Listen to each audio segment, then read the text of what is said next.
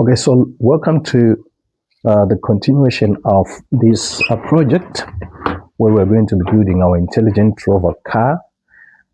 We're going to be using the ultrasonic sensor to make this car intelligent, to be able to avoid obstacles and also to be able to avoid collisions. We're going to be using our brain, which is the Arduino Uno, and we're going to put a code in there for the logic. We're going to be using our motor driver with an H bridge to enable the motors to change direction. So I want you to take a look at this motor driver module. So it has two outputs for the motors. So this is output number 1, output number 2, or motor number 1, motor number 2. So this is called a 2-channel motor driver. But here you can see we have 4 motors. So we are going to be connecting our motors in parallel. So 2 motors in parallel, and they come here to this one channel. 2 motors in parallel, and they are attached to the other channel. So this is what we'll do. So we need to make sure that our motors are behaving the same in terms of polarity. Are they responding to our input current such that they move in the same direction? So I'm going to test that using my lithium battery here. And I'm going to supply power to this motor and see which direction it's going to be turning.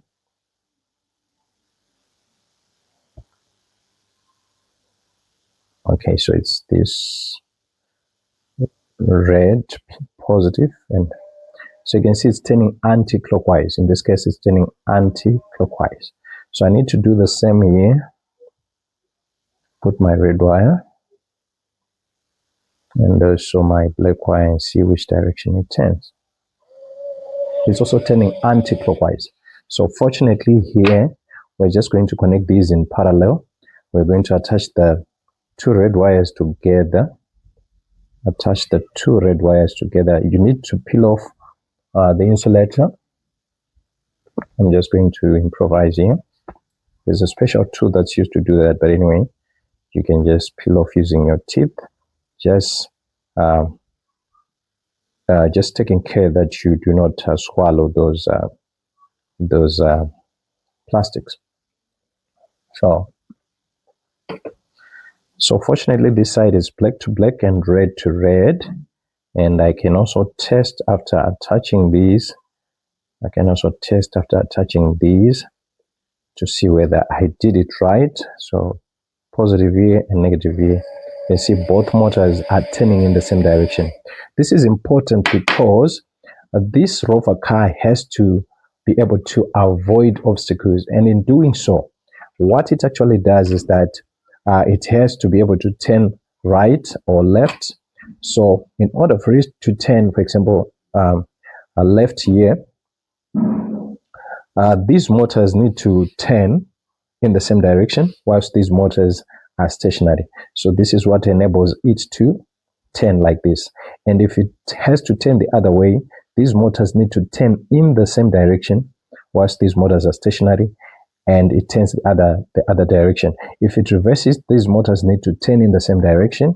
To reverse, these motors need to also turn in the same direction. So we have to make sure that these 2 motors on one side are responding exactly the same to the input current here.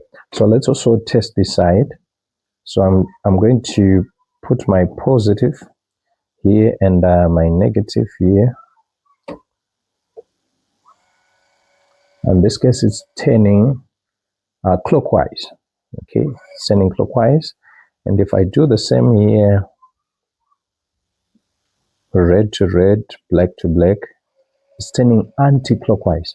So unfortunately for this side, in order for us to connect these motors in parallel such that they respond the same way, we have to put this black wire together with this red wire, together with this black wire. Okay, so we need to do that. Unfortunately for this side,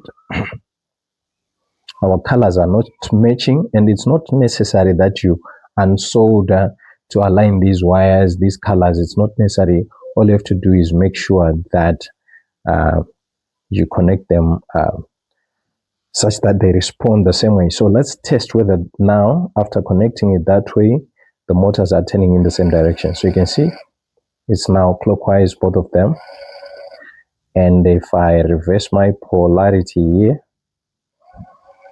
anti-clockwise, both of them. So you just have to test that before you connect. So we are saying these motors are going to be attached to this motor driver module, and we are just going to find some space here to mount our motor driver module. We're just going to find space.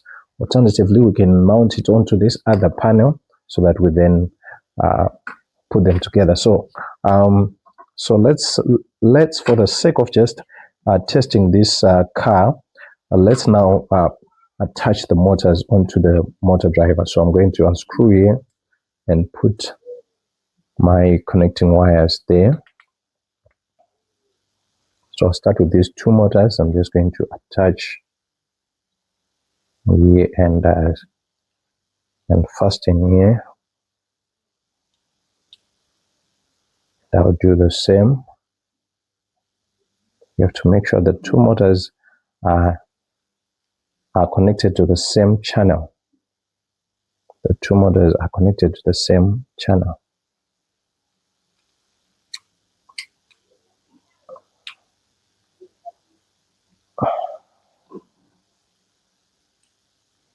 Okay, so that's done, and we do the same for this other channel.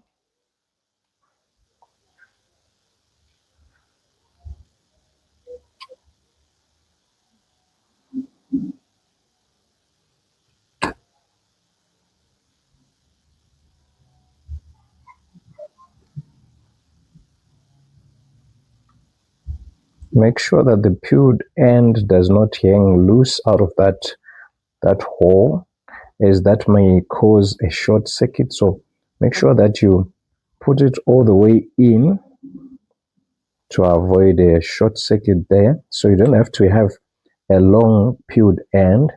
You can shorten it by turning it around like that, so that it doesn't hang out and possibly cause you a short circuit. Just make sure that the wires do not come into contact here. That's very important. That's part of the safety that you have to learn. Okay, so there we go. Our motors are attached to this motor driver module. Okay, so what I'm going to do now is I'm going to test again. I'm going to supply power to this motor driver module. So if you turn it around, here it's ground, and here is your positive, and this one is your 5 volts out, which we're going to be using to test. So I'm going to try with my lithium batteries. If they have enough power, they're going to be able to power all the motors. But if not, I'm going to use an independent power supply here. So let's just test with this one and see if we are able to, or rather, let me put them in parallel so that there's enough current. Okay. And then we supply power to our motor driver module and just check whether the H bridge is responding and making the motors turn in the same direction, and see whether the motors are going to change direction.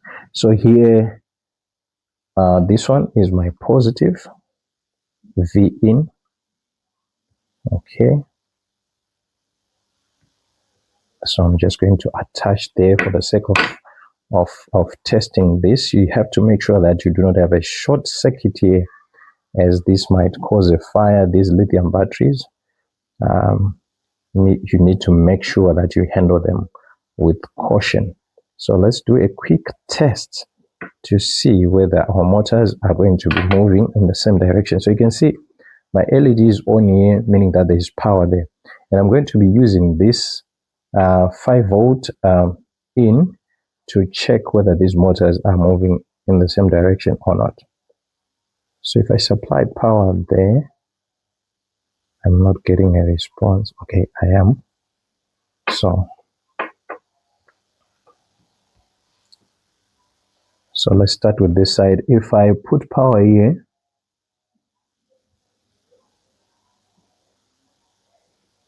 no response this time. I think there is low power from my batteries.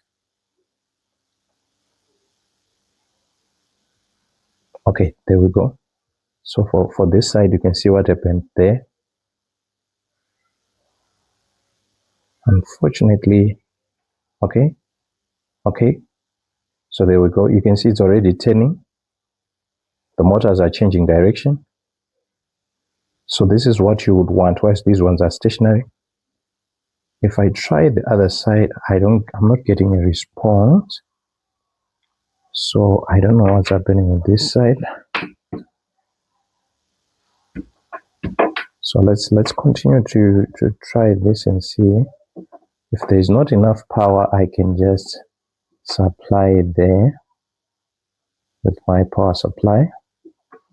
Power is on, but for this side, I'm not getting. Okay, all right. So it's probably that friction that we talked about here. So I'm going to turn it off just to make sure that there is no friction. Remember what I said, you need to leave small gaps here between this plastic casing and this end of the wheel. Make sure there's a small gap there to avoid friction, so because your wheels can be stuck due to that friction. So I guess this was the case here.